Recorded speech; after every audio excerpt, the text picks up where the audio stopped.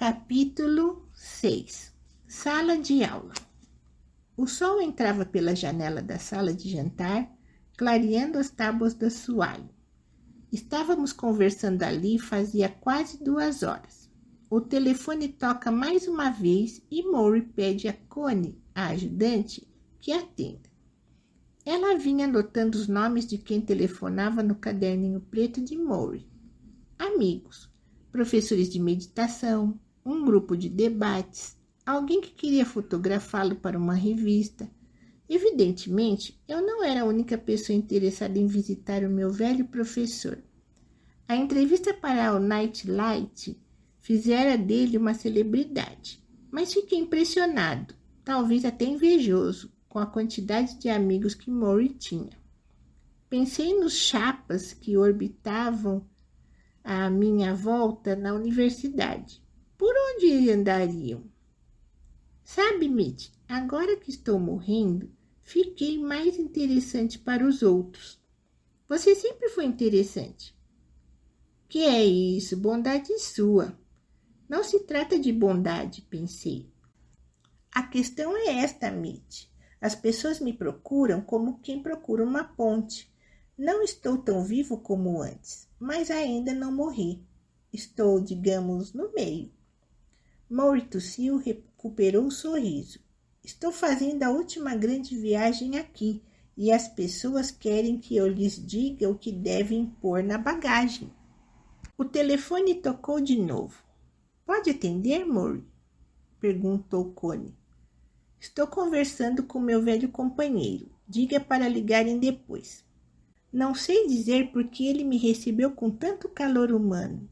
Eu não era nem de longe o aluno promissor que se separa dele 16 anos antes. Não fosse a Nightlight, Maury poderia ter morrido sem me ver de novo. Eu não tinha uma boa desculpa para isso, a não ser a que todo mundo hoje em dia costuma ter. Eu ficara muito envolvido pelo canto da sereia de minha própria vida. Vivia ocupado. O que foi que aconteceu comigo? Pensei. A voz alta e enevoada de Maury levou-me de volta aos anos da universidade, quando eu pensava que os ricos são maus, que camisa e gravata são uniforme de presidiário e que a vida sem liberdade de se levantar e ir embora, a motocicleta como tapete voador, o vento no rosto pelas ruas de Paris, pelas montanhas do Tibete, não é vida. O que foi que aconteceu comigo? Aconteceram os anos 80, aconteceram os 90. Morte e doença, gordura no corpo e calvície aconteceram. Barganhei montes de sonhos por cheques cada vez mais gordos e nem percebi que estava fazendo isso. E agora Maury na minha frente, falando com o entusiasmo de nossos anos de universidade, como se simplesmente eu tivesse chegado de umas férias prolongadas. Encontrou alguém com quem dividir o coração? Ele perguntou. Está se dedicando à sua comunidade? Está em paz com seu interior? Tem procurado ser humano ao máximo de sua possibilidade? Eu me contorcia querendo mostrar que vinha me preocupando intensamente com essas questões. O que foi que aconteceu comigo? Uma vez prometi a mim mesmo que jamais trabalharia por dinheiro, que me alistaria nos corpos da paz, que viveria em lugares belos e inspiradores. Mas não. Já estava há 10 anos em Detroit, no mesmo local de trabalho, utilizando o mesmo banco, frequentando o mesmo barbeiro. Tinha 37 anos, era mais aplicado do que na universidade, vivia ligado a computadores, modems e telefones celulares. Escrevia sobre atletas ricos que na maioria nem estavam aí para as pessoas como eu. Eu não era mais jovem para os meus pares, nem circulava vestindo suéteres cinzentos de mangas compridas, levando nos lábios um cigarro por acender. Não me engajava em longos debates sobre o sentido da vida na frente de um prato de sanduíches de salada de ovos. Meus dias eram cheios e, no entanto, eu vivia insatisfeito a maior parte do tempo. O que foi que aconteceu comigo? Treinador. Eu disse de repente, lembrando o apelido. Maury sorriu. Sou eu. Ainda sou o seu treinador. Ele riu e voltou a comer uma refeição que havia começado 40 minutos antes. Eu o observava, aquelas mãos se movimentando desajeitadas como se ele ainda estivesse aprendendo a utilizá-las. Não conseguia pôr força no cabo da faca. Os dedos tremiam. Cada mordida era difícil. Ele mastigava bem antes de engolir. Às vezes a comida saía pelos lados da boca e ele precisava largar o que estivesse segurando para pegar o guardanapo. A pele, desde o punho aos nós dos dedos, era pontilhada de manchas de velhice e pendente como pele de galinha em uma canja. Comemos assim por algum tempo, um velho doente, um homem saudável e mais moço observando o silêncio da cozinha pequena. Eu diria que era um silêncio embaraçoso, mas parece que o único embaraçado ali era eu. Estar morrendo é apenas uma circunstância triste, Mitch. Viver infeliz é diferente. Muitas das pessoas que me visitam são infelizes. Por quê? Porque a cultura que temos não contribui para que as pessoas estejam satisfeitas com elas mesmas. Estamos ensinando coisas erradas e é preciso ser forte para dizer que, se a cultura não serve, não interessa ficar com ela, que é melhor criar a sua própria. A maioria das pessoas não consegue fazer isso. São mais infelizes do que eu, mesmo na situação em que estou. Posso estar morrendo, mas cercado de almas amorosas e dedicadas. Quantos podem dizer o mesmo? Fiquei impressionado com a completa falta de autocomiseração. Este Maury não pode mais dançar, nadar, tomar banho, andar a pé. Este Maury que não pode mais atender à porta, não pode se enxugar depois do banho, nem mesmo se virar na cama. Como pode ser tão resignado? Eu o vi atrapalhado com o garfo tentando pegar uma fatia de tomate, ela escapulindo por 2 vezes. Uma cena patética, e no entanto tenho que reconhecer que a presença dele transmite uma serenidade quase mágica. Dei uma olhada furtiva no relógio, força de hábito. Estava ficando tarde. Pensei em mudar o horário da minha passagem. Aí Maury disse uma coisa que me persegue até hoje. Sabe como vou morrer? Ergui os olhos para ele. Vou morrer sufocado.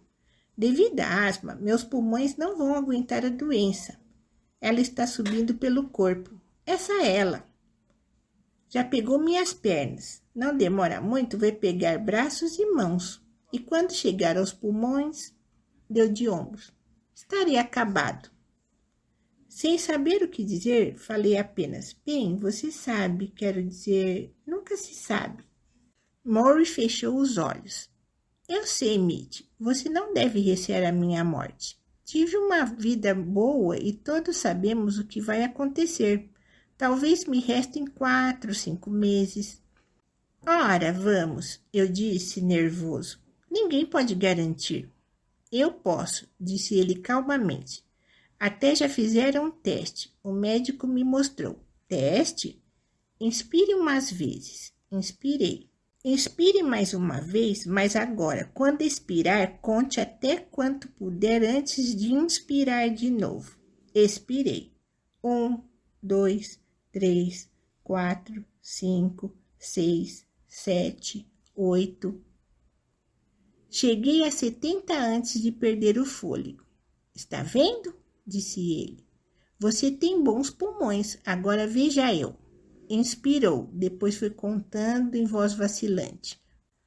1, 2, 3, 4, 5, 6, 7, 8, 9, 10, 11, 12, 13, 14, 15, 16, 17, 18.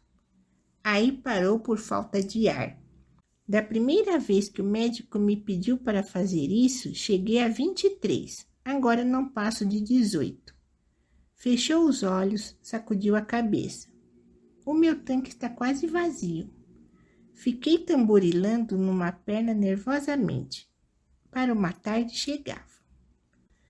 Volte para conversar com seu velho professor, disse ele quando lhe dei um abraço de despedida. Prometi voltar e tentei não pensar na última vez que tinha feito promessa semelhante. Procuro na livraria do campus os títulos constantes da lista passada por Murray. Compro livros que nunca suspeitei que existissem, tais como Juventude, Identidade e Crise, Eu e Você, O Ser Dividido. Antes da faculdade, eu não sabia que o estudo das relações humanas podia ser considerado matéria acadêmica. Antes de conhecer Murray, não acreditava que pudesse. Mas o amor dele pelos livros é autêntico e contagioso. Passamos a discutir assuntos sérios depois da aula, quando a sala está vazia. Ele me indaga sobre a minha vida, cita passagens de Erich Fromm, Martin Buber, Erik Erikson. Às vezes concorda com eles, mas acrescentando a sua opinião sem negar a concordância. É nessas ocasiões que percebo que ele é mesmo um professor, não um tio. Uma tarde me queixo do choque entre o que a sociedade espera de mim e o que quero para mim. Que foi que eu lhe disse sobre a tensão dos opostos? Ele pergunta. Tensão dos opostos? A vida é uma série de puxões para frente e para trás. Queremos fazer uma coisa, mas somos forçados a fazer outra. Algumas coisas nos machucam, apesar de sabermos que não deviam. Aceitamos certas coisas como inquestionáveis, mesmo sabendo que não devemos aceitar nada como absoluto. Tensão de opostos como o estiramento de uma tira de borracha. A maioria de nós vive mais ou menos no meio. Parece luta livre, pondero. Luta livre, ele repete e ri. Pode-se definir a vida dessa forma. E que lado vence? Pergunto. Que lado vence? Ele sorri para mim, os olhos enrugados, os dentes tortos. O amor vence, sempre. Capítulo 7. A frequência.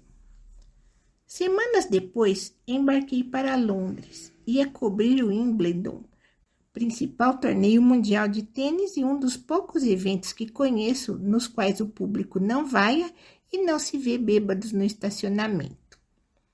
A Inglaterra estava quente e nublada, e todas as manhãs eu andava a pé pelas ruas arborizadas das proximidades do estádio, passava por filas de adolescentes que esperavam sobras de entradas e vendedores de morango com creme. Do lado de fora do portão havia uma banca que vendia tabloides britânicos coloridos, com fotografias de mulheres de seios nus, fotografias da família real tiradas por paparazzi, horóscopos, notícias de esportes, resultados de loterias e alguma notícia propriamente dita. A manchete principal do dia era escrita em pequeno quadro negro, encostado na pilha da última remessa de jornais, e geralmente dizia coisas assim. Diana discute com Charles. Ou Gats ao time, quero milhões. O público esgotava esses tabloides, devorava as fofocas e em viagens anteriores à Inglaterra eu fazia o mesmo. Mas agora, não sei porquê, me vejo pensando em Murray sempre que leio bobagens e futilidades. Fiquei lembrando dele lá na casa do bordo japonês, no assoalho de madeira nua, ele contando a respiração, aproveitando todos os momentos com seus seres queridos, e eu desperdiçando tanto tempo com assuntos que nada significavam para mim pessoalmente. Estrelas do cinema, supermodelos, o mais recente rumor sobre a princesa Di, ou Madonna, ou John F. Kennedy Jr., Estranhamente, tive inveja da quantidade do tempo de Murray, mesmo lamentando o esgotamento dele. Por que nos preocupamos com as distrações que aceitamos? Lá nos Estados Unidos, o julgamento de O.J. Simpson estava a pleno vapor. Pessoas sacrificavam as horas do almoço acompanhando o assunto. Depois gravavam o resto para de noite verem mais. Pessoas que nem conheciam O.J. Simpson, não conheciam ninguém envolvido no caso. No entanto, perdiam dias e semanas de suas vidas com o drama de desconhecidos. Lembrei-me das palavras de Murray. A cultura que temos não contribui para que as pessoas se sintam felizes com elas mesmas. É preciso ser forte para dizer que, se a cultura não serve, não interessa ficar com ela. Coerente com essas palavras, Murray criou a sua própria cultura, muito antes de adoecer. Grupos de debates, passeios com amigos, dança ao som de sua música na igreja de Harvard Square. Lançou um projeto intitulado Estufa para prestar assistência em saúde mental a pessoas pobres. Lia livros em busca de ideias novas para suas aulas, visitava colegas, mantinha contato com ex-alunos, escrevia a amigos distantes. Dedicava mais tempo a comer e contemplar a natureza em vez de ficar diante da televisão vendo seriados ou filmes da semana. Criou um casulo de atividades humanas, conversas, interação, afeto. E isso enchia a sua vida como uma terrina transbordante. Eu também criei minha própria cultura, a do trabalho. Fiz 4 ou 5 matérias na Inglaterra, com elas praticando malabarismos como palhaço. Passava 8 horas por dia num computador mandando matérias para os Estados Unidos. Fiz matérias para televisão, viajando com uma equipe por várias partes de Londres. Toda manhã e toda tarde mandava reportagens de rádio por telefone. Não se tratava de uma atividade incomum. Durante anos, fiz do trabalho o meu companheiro e empurrei tudo o mais para escanteio. Em Wimbledon, eu fazia minhas refeições no cubículo de madeira onde trabalhava, e nada havia de estranho nisso.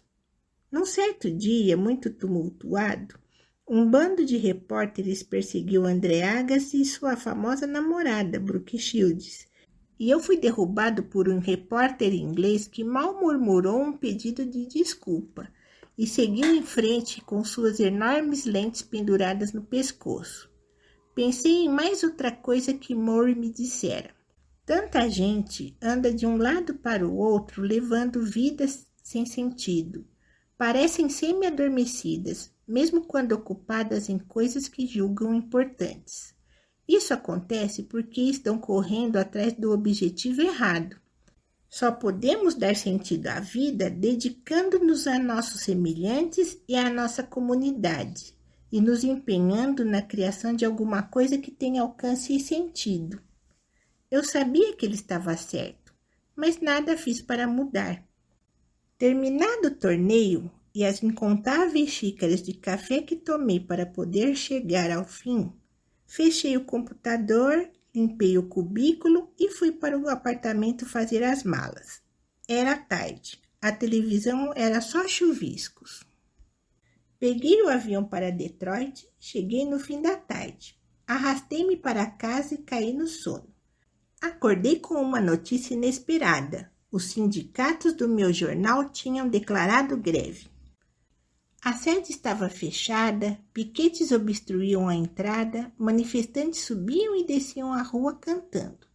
Filiado ao sindicato, eu não tinha opção. De repente, e pela primeira vez na vida, estava sem trabalho, sem o cheque do mês e em litígio com meus empregadores. Líderes sindicais me telefonaram e me advertiram contra qualquer contato com meus chefes, muitos dos quais eram meus amigos. Se eles me telefonassem para me dar explicações, eu devia desligar. Vamos lutar até a vitória, garantiram os líderes sindicais falando como soldados. Senti-me confuso e deprimido. A televisão e o rádio eram bons suplementos salariais, mas o jornal tinha sido a minha atividade principal, o meu oxigênio, a minha satisfação interior. Quando via minhas matérias impressas cada manhã, eu sabia que, pelo menos num sentido, estava vivo. Agora tudo acabava. Passou-se o primeiro dia, o segundo, o terceiro. Choviam telefonemas nervosos e boatos de que a greve poderia durar meses. A minha vida estava de pernas para o ar. Todas as noites havia eventos esportivos que devia estar cobrindo, e eu em casa, vendo-os na televisão como mero espectador. E eu me acostumara a pensar que os leitores precisavam de minha coluna. Fiquei assombrado de ver que as coisas podiam acontecer sem a minha presença. Passada uma semana, peguei o telefone e disquei o número de Murray. Connie levou-o ao telefone. Você vem me visitar, disse ele, mais afirmando do que perguntando. Posso ir? Que tal terça-feira? Respondi que terça-feira estava bem. Terça-feira estava ótimo. Em meu segundo ano, me inscrevo em mais 2 cursos de Murray. Não nos encontramos só na sala de aula, mas às vezes também fora para conversar. Nunca fiz isso com um adulto que não fosse meu parente, mas me sinto bem saindo com Murray e ele também parece contente com essas saídas. Onde vamos hoje? Pergunta alegremente quando entro na sua sala. Na primavera, sentamos debaixo de uma árvore perto do prédio de sociologia e no inverno ficamos na sala dele.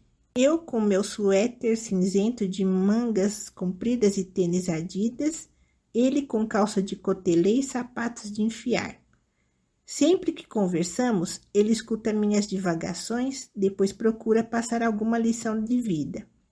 Previne-me de que, ao contrário do conceito prevalente no campus, dinheiro não é o item mais importante. Diz que eu preciso ser integralmente humano. Fala da alienação da juventude e da necessidade de conexão com a sociedade que me cerca. Algumas dessas coisas eu entendo, outras não. Não importa.